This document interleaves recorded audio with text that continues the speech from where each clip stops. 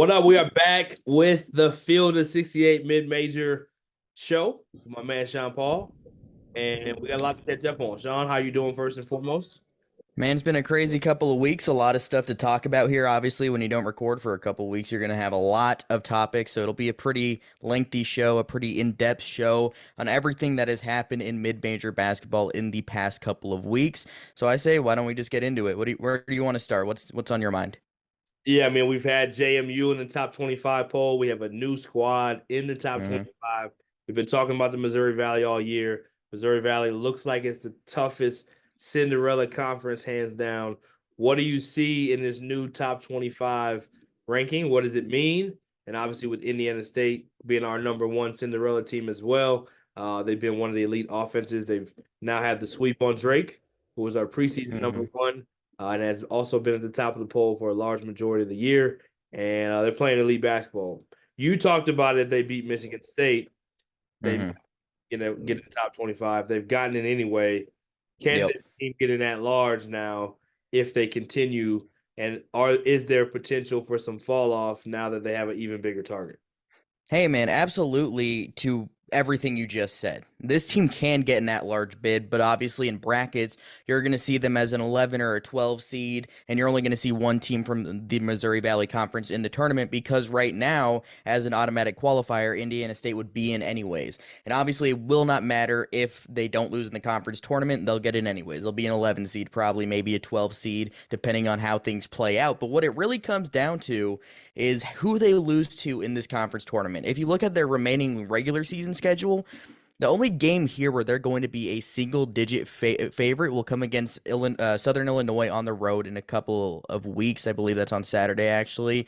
Xavier Johnson is one of the best guards in college basketball. He's been terrific this season, still a top five scorer in college basketball. So that game won't be easy. Southern Illinois went into Des Moines and gave Drake everything they could handle in an overtime loss this week for Southern Illinois, but that won't be an easy game. But besides that one, Indiana State will be significant favorites in every single remaining game, but it always seems like that first game after you become ranked is a real question mark because it's Illinois State. You're going to be like 17, 18-point favorites against a team that's 11 and 14, a team that hasn't had very much success in conference play, but I think they have a very good coach in Ryan Pedden. They have had some injury issues with Darius Buford missing some games here of late. It's going to be interesting if he's back because he is their top scorer and their best player. They are very limited to an eight-man rotation if Buford is out once again. So on paper, this should be an absolute blowout, right? But what, from a coaching standpoint, is it like for a team to be ranked, have that target on their back? They're going to get every team's best shot from here on out if they weren't already. How do you have that mentality to come into the game, be and play like you're playing Drake? You can't go in and come out lazy, and you're going to lose that game because of that. You have to have a good mentality. What's that like for a coach? Yeah, I mean, first and foremost, it's such a historic thing, right? You get a chance to hmm get ranked. Everyone's patting you on the back. Everyone's telling you how great you are. They've been telling you all year, but now you're in a record-breaking type of category because, very few times do these teams have a chance to actually get ranked in the top 25. So it's just kind of being able to handle the success and the elite level success that they have now being top 25. And then on the flip side, it's one thing when you're first in Missouri Valley, but to get a national win for other teams, we see it happen so often at the high major level, right? You see, say what we want to say, Georgia Tech's beating North Carolina and Duke Yeah. in the same season hmm at home. They're not an NCAA tournament team. They're a rebuilding team. No. David Not Stoudemire. by any stretch. They just lost to Louisville. Like that's how crazy the sport is. They lost to Louisville That's the and they point. beat those two. So I think when you can have big time home environments, when teams know that they can have a national win, a top 25 win, every team that's in the Missouri Valley that isn't playing for anything or maybe playing for some seeding, they're now playing for an NCAA tournament win because they're playing against an NCAA tournament team that's in the top 25. So I can think back even when Wyoming, I was calling the game, they were 22. hmm They got ranked 22 after beating Colorado State and Boise State in a stretch. They were picked at the bottom of the conference. They beat Air Force barely. They go to New Mexico at the time. New Mexico wasn't great, but they did have Jalen House when he was young and hmm Ashburn, and they get beat. So they didn't. They were only ranked for that 1 week, and Yep. and that's how it happened. So Yep. I think JMU proved that you can handle it longer. They weren't in conference play though. There's something about Yeah, conference play that exactly. It's different.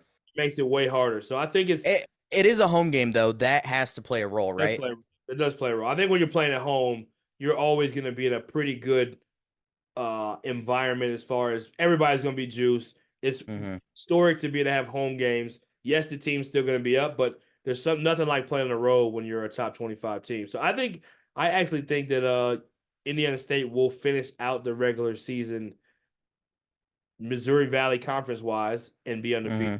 The rest of the Okay. So they so won't to lose you though, another based on regular season game. It's going to come down to okay. the tournament to me. I don't think as Yeah. much as Southern Illinois is good, as much as they can score, this team Mm-hmm. scores the ball so Oh well. yeah.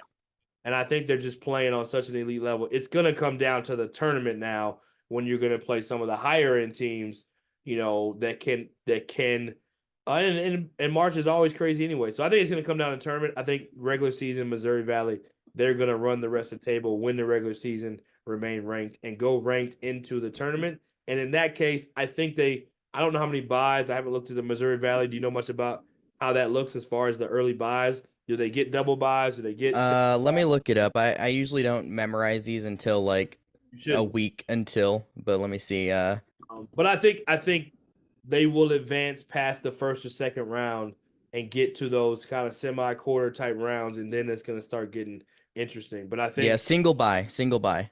if you think back to Middle Tennessee, I believe it was when Kermit Davis was there, they were ranked top 25 Conference USA.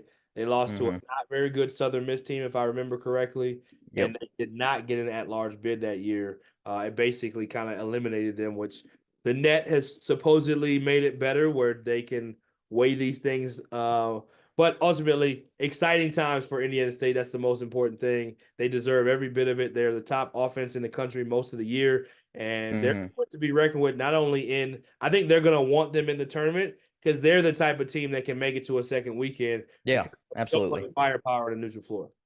Well, and also though, I was shortchanging them a little bit. I pulled up the bracket matrix here, which aggregates like 93 different people's brackets to average it out, and they have them as a 10 seed, the second 10 seed. So they're very close to that 9 seed line. If that's any indication, that's a pretty close to a stone cold NCAA tournament team, even if they lose another game in the conference tournament. So based on what that indicates, Indiana State should be in either way. And it's not like it's some unprecedented thing for a Missouri Valley Conference team to get into the NCAA tournament as an at-large. Drake did it a couple of years ago. Loyola Chicago has done it. If you look at that Drake team in what year was it? 2020, 2021, the COVID year. If you look at where Drake was sitting, they were 55th in KenPom. They were one of the last four teams in, and compared to where Indiana State is, a team that's nationally ranked, they're 37th in KenPom, they're top 30 in the net. The metrics love Indiana State, and I think that's going to play a huge role for them when it comes time to make the NCAA tournament. Yeah, absolutely. I love it. I think they're smart enough to know they're a team that can get an advance, and they're a team that's been talked about. Mm-hmm. We're talked about at the right times of the year too. I think that does play a factor for you. And then they played well in those games that they've had, those nationally televised games, which I think also Yep. helped. All right, what's the next topic that's on Sean Paul's mind that's been coming up in the last few weeks? I mean, we've been talking about Green Bay all season. That is Brian Burton's team of the week this week, and it's for good reason. I mean, when you have a player like Noah Reynolds and he is out, that's like akin to not to Purdue not having Zach Edey for a game. Like he's that level of importance to this Green Bay squad. And what Well, did as they you do? said it, just to jump in real quick, as you said it Yeah. early on, you said you think he's Hmm. the favorite to be it, and you think he is unless somebody. Yeah. I still think he is. I think you're right. Yeah. But for them to, and like maybe this hurts his chances of winning it because they went and won at Youngstown State, who has the highest KenPom rating in the conference. I mean, this team, I don't think anybody expected them to win this game without Noah Reynolds. They were 11.5-point underdogs at closing, the closing line there once Reynolds was ruled out with an illness. Preston Rudinger, transfer from Valpo, dropped 26 points. David Douglas, a really good freshman, dropped 16. Rich Byrie dropped 9. Foster Wanders hit the game winner, and he had 10. And Marcus Hall had 13. I mean, you just look at this rotation for this game. They played 9 9 players 13 or more minutes. It was really a team effort to get this win, score 84 points against a really good defensive team. And it shows that this isn't just a Noah Reynolds team. They have other pieces outside of Reynolds, but he just elevates the team enough to where they are the best team in this conference at this point. And honestly, there's no reason that I can say otherwise right now. They're 12-3 in league play.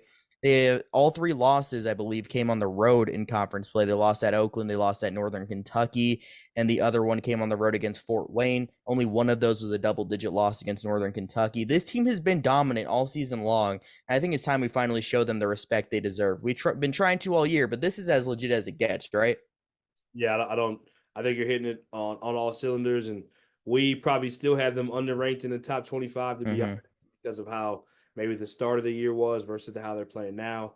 They are in that top 20 right at number 17 right now. Green Bay is, but none of that matters when it comes to conference play. They are in position to win the conference, and you got to give Sundance Wicks credit. Noah Reynolds, I got a chance to see this young man a lot up close, meet him in person, watch his games. Excuse me, study his games when he was at Wyoming. And he was a savage in the Mountain West just a season ago. So this young man is not a fluke. It's for real what he's doing. He signed at Wisconsin. We talked about that in another episode. Sundance Wicks gets the job. They end up hiring his brother as well. It's a affair in Green Bay, and they are doing it in the horizon. Much to surprise, because if you remember back early on, I think we had 3 or 4 teams preseason in our Cinderella poll. Most of those, none of those are in the poll right now, other than Green Bay. So it says a lot about what they've gotten done. There's a team I'd like to shout out. Has kind of flown under the radar, has been exciting. They're still in the top 5 of the poll. Obviously, there's been a lot of fluctuation over the year, but I think Grand Canyon is still this team that is flying under the mid-major and national radar now. They have high major players. They have a high major backcourt. They are continuing to win and win and win in a conference where they are the top dog, and they've only lost 2 games all year, if I'm not mistaken. Against Seattle and South Carolina. And that South Carolina loss, that's aging pretty well because South Carolina is really good. I mean, South Carolina is one of the best teams in the SEC. They're top 50. I think they're 42-ish in the net / Ken Palm. So yeah, they're 45 in Ken Palm, and they're right around there in the net as well. So like that's a really good team they lost to. Big time team. So to be able to say your only loss is to another NCAA tournament team that are they top 25 now? South Carolina's top 25? Yeah, they are. Last week they were 15, and then they won both games this week, so they're probably inside the top 15 now. Yeah, so there you go. So they got one top 25 loss, top 15 loss, and they lost to a Seattle team that it was a perfect storm for them, and it's hard to run the table. They had been playing so well, but this GCU team, I think, is a team that I don't know where it stands for the at-large conversation. I think it's always hard. Sean will share with us the metrics of where they are in the net and in Ken Palm, but I think regardless of that, I do think they're going to win their conference tournament, and I do think they are one of the best teams. Obviously, we have at number 2. They may not be getting quite that conversation for top 25 because they don't have the signature wins that they can get in the conference, because the conference is not – they don't have that second-tier team or second that next level team that's right behind them that gives them a chance to jump there to get a big in-conference win. But, man, I love this team, and I love what I think they can do in March. I mean, Grand Canyon does have really good metrics, 44 in the net, 53 in Ken Palm. The only thing that's really hurting them, though, is that they only have 3 wins in the first 2 quadrants, which just comes to their schedule being relatively light, especially in conference play. They have 18 wins or 18-0 in quadrant 3 and quadrant 4 games. So the games that they've really needed to win, they've won, and even that loss against Seattle was a quadrant 2 loss. The one against South Carolina is in the quadrant 1 category, and a neutral site game there. What it comes down to here, though, they're in a very different position than Indiana State. Grand Canyon has to run the table in the rest of their regular season. It's not really a question. That's something they have to do at this point, or they're not going to get an at-large bid, I would guess. But when you compare their road in the conference tournament, if they get to the WAC title game and they lose to Stephen F. Austin or Tarleton State, I don't know if they're eligible. Some conferences have those teams eligible, some don't. I have to check on that one. They could lose to Seattle. That's not going to be a great loss either way. It'll be a quadrant 3 loss on a neutral court, but If you look at what some of the other teams in these other conferences that are in the at-large discussion could be doing, like a Seton Hall, they're obviously going to pick up some more losses, and they're tail spinning right now too. Providence, they're going to pick up some more losses. Colorado, maybe, maybe not, because they are in the Pac-12, and that's not a very good conference right now. Gonzaga, maybe they do. Wake Forest, they're playing Duke right now. That's a game they'll probably lose. Memphis, I'm sure they'll find a way to do something they shouldn't do. Kansas State, they're in the best conference in college basketball. Those are all the other at-large teams that are listed that aren't in the poll for the bracket matrix, but they're ones that were considered. And then you have the Ole Misses, the Nebraskas, the Butlers, the Mississippi States of the world, the Cincinnatis. You have all these teams that are in much better conferences that inevitably will pick up a couple more losses. So right now, Grand Canyon has to be fans of whatever team is facing a bubble team because that really benefits them. But they can only lose in the conference title game to have a chance at an at-large. But like you said, this team is more than good enough to win a game or two in the NCAA tournament. They have that high major talent with Tyan Grant Foster and Ray Harrison. They have Gabe McLaughlin, who's an absolute stud. They're a great defensive team.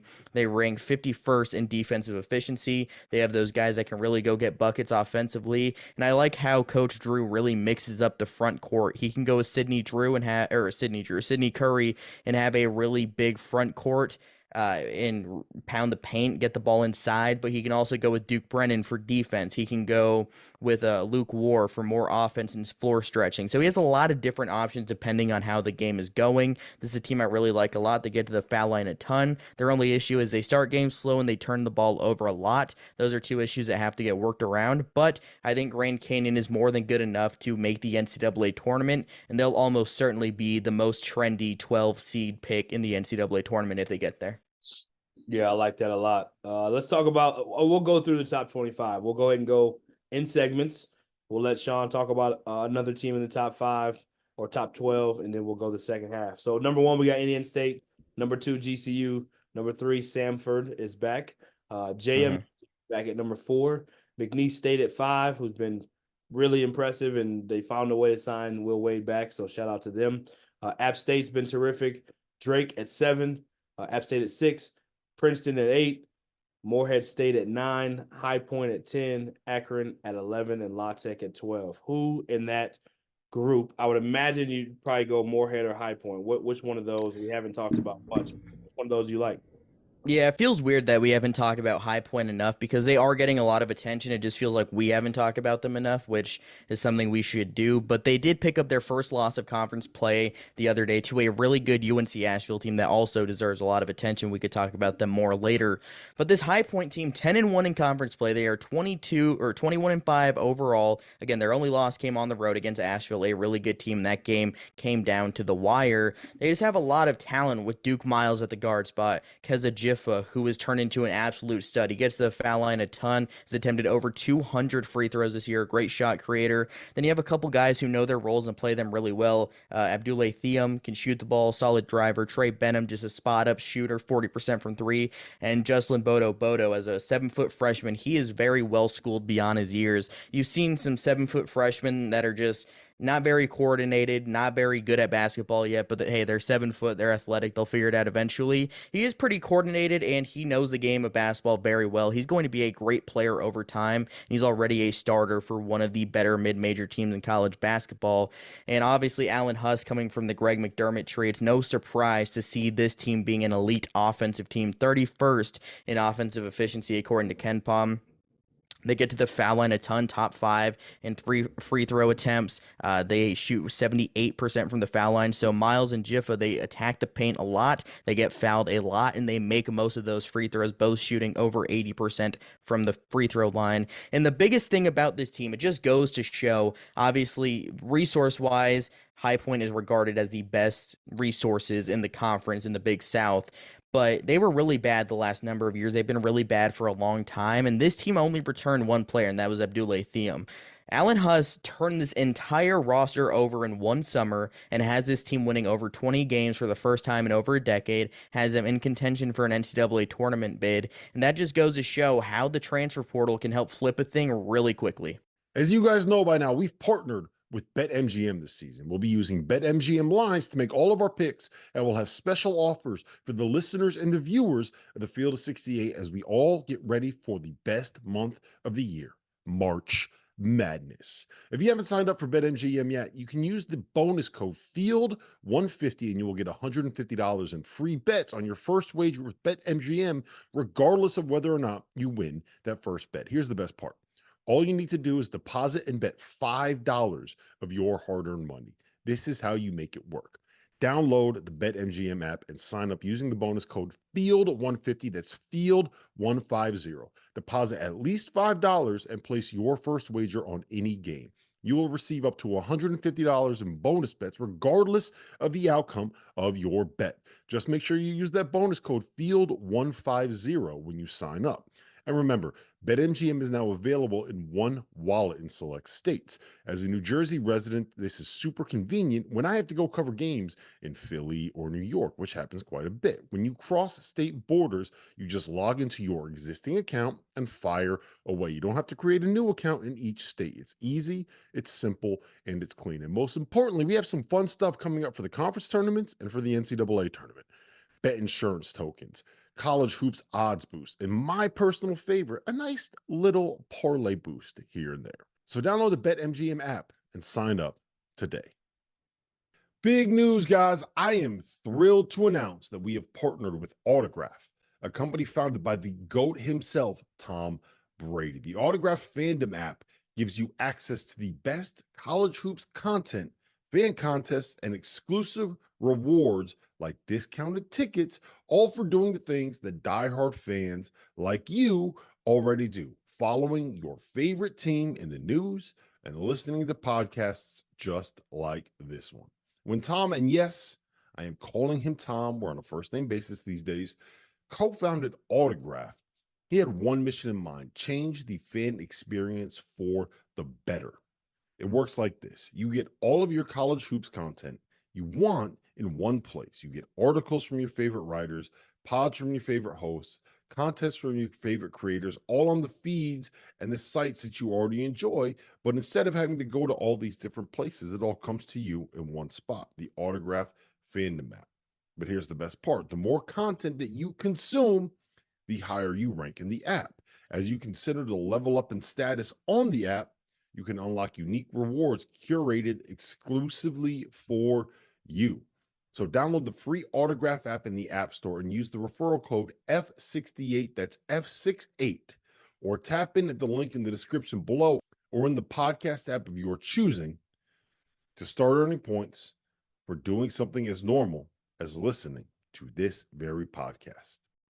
Yeah, and talking to one of the national recruiting scouts, they said one of the best things Alan Huss does, other than coach offense, is evaluate talent. They said he's That's got to do it. Evaluating talent and being able to recruit and figure out who you can win with, and that's obvious with what he's done in just such a short amount of time. It's one thing to be having a winning season. It's one thing to be winning the conference the way that they are and 10-1 and playing such elite basketball, but it's another thing to be one of the hottest teams in the country the entire season. They've had double-figure win streaks. They've been playing sensational, and I love what this team has the potential to do. Again, not only just in the conference tournament, they do have to win their conference. It's not a guarantee. They will be the target. But if they're able to survive and get into the NCAA tournament, they will be a dangerous team, because when you can shoot and score, and when you have good guard play, and when you can get to the foul line and draw fouls on the other team, changes the way the NCAA tournament games are played. If you can have your guards play well early, sometimes it puts a lot of pressure on that higher seed to have to catch up or match it, and then all of a sudden their head is spinning. They're thinking about we can't lose, and High Point's just playing with a lot of swagger right now. So really love that team. We'll go into the last 13 of the top 25. Quinnipiac, who we love to talk about. We've talked about them some. And back to High Point, we have given them awards. We just haven't talked about them as much. So for the record, Yale at 15, Cornell at 16. How about the Ivy League, right? By the way, 3 teams. The Ivy League is Ivy where League it's at. You love the Ivy League. You kind of called the it Ivy early. League. It's awesome to see. Cornell at 16, Green Bay at 17, Vermont at 18, Bradley 19, Eastern Washington in the Big Sky at 20, UNC Asheville with their big win at 21, UC Irvine 22. Colgate has gotten back in there in the Patriot League, one of the great stories in mid-major Cinderella basketball year after year. Western Carolina back at number 24, and then Chattanooga at 25. Who stands out that you'd like to talk about there? Yeah, I'm going to talk about the team that barely snuck in, the Chattanooga Mocs. Dan Earl is a great coach, offensively especially. They shoot threes on 49.8% of possessions, fourth most in college basketball. They hit on 36% of them. And one thing that they have, and we talked about it with High Point, is elite guard play. Trey Bonham was my player of the week this week. 31 points in a big win on the road against a really good UNC Greensboro team, a 28-point drubbing over there. And then they barely beat VMI the couple days before. But Honor Huff, the other guard of that tandem, made a couple shots late that changed the trajectory of that game. But what it comes down to here is the front court play. Jan Zedek, who's a very solid player at Pepperdine for a number of years. Now he's here as a scorer at the 4 spot for Dan Earl. Then you have Sam Alexis. He's 6'9" with like a 7-foot plus wingspan, just an absolute menace on the glass. Great defender. Then you have Tyler Millen, who can play a lot of different roles. This team isn't the most deep in the guard spot. They have Miles Che, who's a freshman guard. He's had some solid moments, but this isn't as deep of a team compared to other teams on this list. But when it comes down to top-end talent, I think this team is right there, and they are a real contender in the Southern Conference. The only problem with that is but they've lost to Samford twice. That's 2 of their 3 losses in conference play, and neither of those games were close. They lost at home by 22 2 weeks ago, and they lost January 3rd at Samford by 15. It's hard to beat a team 3 times. You always hear about that. I'm sure we'll hear about it if these two teams match up again, but it just seems like Samford has Chattanooga's number. We're going to see how that plays out. This team really struggles defending the three-point arc, and obviously Samford is an elite three-point shooting team. So we're going to see how that goes if they meet again. They're going to really have to stop the three-point shot, though. It's not going to fare well for them in the conference tournament if they can't do that. But, man, I love these guards. I love Dan Earl's coaching style. This is going to be a tough out. Yeah, and they had a dominant game. I mean, won by almost 30 against Greensboro, who had been playing really good basketball as well in that conference. And Chattanooga's kind of come out of the blue a little bit in this conference. Western Carolina's a team that we've talked about more, UNCG. Furman's had some big wins. Chattanooga's kind of been middle of the pack, under the radar, and just has emerged consistently here in the stretch. They've won 2 games in a row, but they're 9-3, second place. They can score enough points, though. If they can get into a scoring match and in a conference tournament in that third time where it's just bucket for bucket and they just happen to get one more than the other one, they may not stop Samford, but if they can somehow outscore them, they scored 89 and 88 in their last 2 games, they can really put up points. So it's getting exciting as it's getting closer, and this is one of those teams that's playing really great basketball. 17-8 on the year. You got to tip your hat to what this team is doing. Is there anybody else on the list here that's standing out to you that we haven't gotten into in depth? Yeah, we haven't really talked about a handful of them, but I'd love to kind of talk a little bit about the Big West. That's kind of a conference that's wide open, and then a little bit of the Big Sky. UNC, Northern Colorado is the second. Yeah. Don't confuse people here. They're going to think Armando Bacot transferred to a mid-major school for a second. Definitely not. But if you go back to where Dalton Knecht came from, He did. Northern Colorado. So yeah, right in your region. No, he definitely knows how to coach some offense. They got another version of Dalton Knecht. It looks different, but they got their own version that's leading this league in scoring. So I love this team. I love what they have a chance to do. But Eastern Washington is the team leading this conference. Let's talk about Eastern Washington. Let's talk about UC Irvine and both those conferences real quick.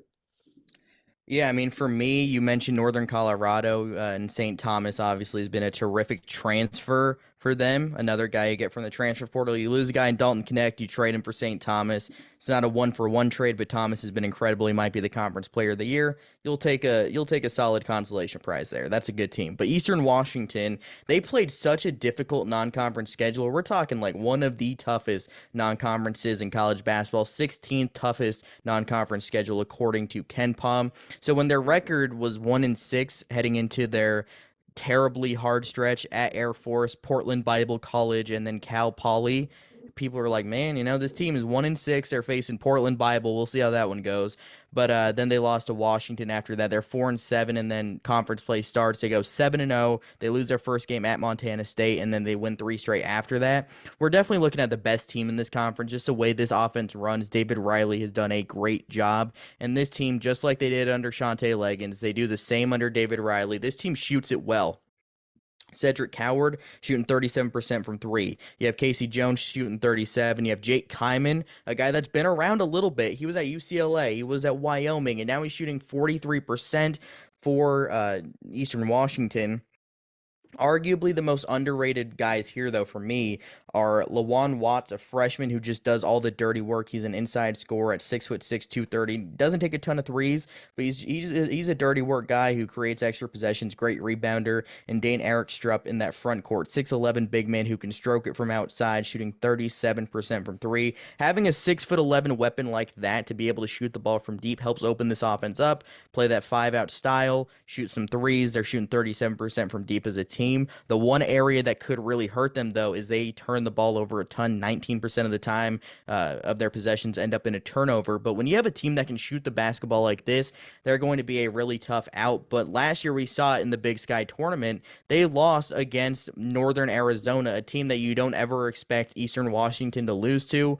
But they had a really poor defensive game. That can't happen again in the conference tournament against a team that is significantly worse than them on paper. Eastern Washington really needs to avenge that loss because that was a great team last year. This team is equally as good. I think we'll see Eastern Washington in the NCAA tournament, but they'll have to get through the likes of Weber State, who has Dylan Jones, an NBA-level player. Northern Colorado, like you've mentioned, they are a really good coach team with Steve Smiley. And then you have Montana, who has some good players with Money Williams. Has been hurt for a long time, but he's going to be a real problem in this league eventually. Might be done for the year. Aiden Moody, Deshaun Thomas, those two dudes are old. I think Moody's like 25. Thomas was at Colorado State. Obviously, you're very familiar with him. We're talking about a couple of really good teams here in the Big Sky. Yeah, it looks like it could be one of those. Montana State's been the team to go. So someone new is punching the ticket in that conference. It looks like. I don't want to discount Montana State right now, but it looks like someone new is punching the ticket. It looks as wide open as it has ever been. And like you said, with an NBA talent, Weaver has not played great in conference consistently. But with that level of talent, having Dylan Jones, you got that dude. Yeah, you got that dude for sure. Yeah, talk about UC Irvine and talk about the Big West. We've had multiple teams in this conference in the Cinderella Bowl over time. We've had Northridge in there. We've had UC Santa Barbara in there. We've had UC Davis in there. UC Irvine's been the most consistent. We've also had Long Beach in there early when they were beating USC and the likes of some. This conference is ridiculous, to be honest. I mean, it really is, and it's not one of those that gets talked about. Let's dive into that conference if you don't mind. Yeah, I mean, it hasn't been pretty. Like, it's kind of like the first 3 quarters of that Super Bowl game yesterday. Nothing about it was eye-popping. I mean, Usher did a good job, but besides that, it was pretty bad. And I think we're seeing a lot of that. It's a lot of just cannibalism to a sense in this league. We're seeing a lot of just teams beating up on each other. UC Irvine has been mostly immune to that so far, but they did lose at UC Davis, a 2-point loss. It was 54-52. Like, that's as UC Irvine as you're going to get. They're pretty much like the California version of Virginia. They play a different style of defense, obviously, but it's still that slower pace game, a defensive-led game. It's going to be low scoring if they're going to win that game. UC Riverside, though, they dropped 88 points on them the other day. That is not easy to do. We're talking 1.22 points per possession, and I'll say this, Mike Magpayo is a really good coach. It hasn't gone super well for them this year. Their offense has largely struggled, which is a bit strange because he usually has really good offensive teams, but losing a guy like Zion Pullen to Florida, that's going to hurt your offense quite a bit, but they have some pieces for the future with Barrington Hargress, a really speedy guard who can get into the lane. He's strong. He's built much better than a freshman typically is. He's going to be a real problem in this league, and if Nate Pickens and Isaiah Moses shoot the ball well, that'll be big. But for this one, it was Ben Gritsky, a transfer from Incarnate Word, comes from Australia. Mike Magpayo has a ton of dudes from Australia throughout the year, so he had 26 points in that win over UC Irvine. But for Irvine, they don't do anything that just pops out. It's super impressive. It's going to be that defensive game. Nothing's going to be great about it, but they're just going to dominate you. They're going to make it a slog, and that's going to usually result in the win for them. But they do have some really good guards with Justin Hone, Darren Saran, a freshman also from Australia, I believe, and Pierre Crockrell. So that's 3 really good guards that they have that can really help win them games, get into the lane, and make plays. When it comes down to it, though, I think Hawaii and UC Davis are right in that mix. UC Davis is a great defensive team, but that offense has 2 guards in T.Y. Johnson and Elijah Pepper, 2 of the best guard combinations in college basketball. Then, Long Beach State can get hot on the right night. UC San Diego, I believe, actually, where's Irvine? Irvine's 75. So UC San Diego is the second highest rated team in KenPom in this conference, but It's only their 4th season at the Division I level, which means they will not be playing in the NCAA tournament this year. It's just kind of how it is. I think they're the second best team in this league, like the numbers indicate, but we have no chance of seeing them in March. So it kind of comes down to what are you going to get from UC Irvine on a given night? Or is that defense going to show up, or is they going to have a game like they had against Riverside? To me, that feels a bit like a blip in the radar. I don't think we'll see that again. I think they'll lock in. I think they'll win the conference tournament, but they're not going to win a game offensively. So that defense is really going to have to step up. Russ Turner's a great coach. I think they'll get there. I'm just so disappointed in what we've seen. I mean, we talk a lot about the good from teams, but UC Santa Barbara just hasn't had it this year, and it's been really disappointing to see. I mean, coming off an NCAA tournament appearance, I think we underestimated just in general the impact of a guy like Miles Norris, and obviously he ended up getting a 2-way contract in the NBA. But this team is really lean on depth. They turn the ball over a ton. Their defense is not very good. AJ Mitchell is a stud. Johan Traore is really good, but this team has lost 3 conference games at home. They don't usually lose at home. They have 7 losses in Big West play. I don't think anybody really saw that happening. So to call UC Santa Barbara one of the most disappointing mid-major teams in college basketball, I think is fitting because it's been a complete disappointment for them this season. Yeah, one of the teams you like probably maybe more than anyone coming in, just as one of these under the radar top 5 projected in a Cinderella. Yeah, I'll take that L. I'll take that L. It's tough. You win some, you lose some. But not for any reason other than the fact of how they played last season and knowing you have one of the best guards from last season coming back. It just hasn't come together for whatever reason. All right, let's talk about anything coming up that you're excited about, and then anyone else that's just maybe didn't get a quick mention that you'd like to throw a shout out to. I mean, for me, what I'm excited to see in the coming week, I would say, is another chance for I was gonna say Akron, but they're playing Buffalo, so that's not really gonna do much for me. I'll say Bradley potentially bouncing back from a 2-game losing streak is something I want to see because this Bradley team was 9-3 in conference play heading into last week. They lost at Evansville, who, by the way, is on another winning streak, even though they lost on Saturday. But Ben Hummerkaus coming back has made a huge difference for them. They were 4-0 since he returned up until their loss by 3 at Murray State. They're a lot better than they were during that terrible stretch to begin conference play where Hummerkaus was out. But when you're looking at Bradley, this is a great offensive team. They have a good mix of defense, which typically they're an elite defensive team that's not been as good this year, but they're a much better offense than they have been in the past. And you can thank a lot of that because of Duke Dean and Connor Hickman, a great guard scoring duo. You have Malavi Leones, obviously. You have Almar Atlison, who can really shoot the ball from outside as a freshman. I think this team is just as dangerous as Drake or Indiana State, but they can't let this season get away from them. They have a game at home against Illinois Chicago, and then they play at Northern Iowa, a really tough place to play. They can go pick up a couple games there, get some momentum after losing at home to Drake the other day. I think that'll play a big role for them because it wouldn't surprise me if Indiana State doesn't win Arch Madness, that Bradley does become the team that wins that because this team has played up to the competition often this year. They beat Utah State earlier this year, a clear NCAA tournament team in Utah State. But what it really comes down to is they just have to be able to lock in on the defensive end, and that's been up and down for them this year, which is a bit strange because they're typically one of the better defenses in the conference. We need to find that level of consistency from them again, but Brian Wardle always seems to get the most out of his players. I think we'll see that too. Bradley, though, they need to get back on the right track pretty quickly.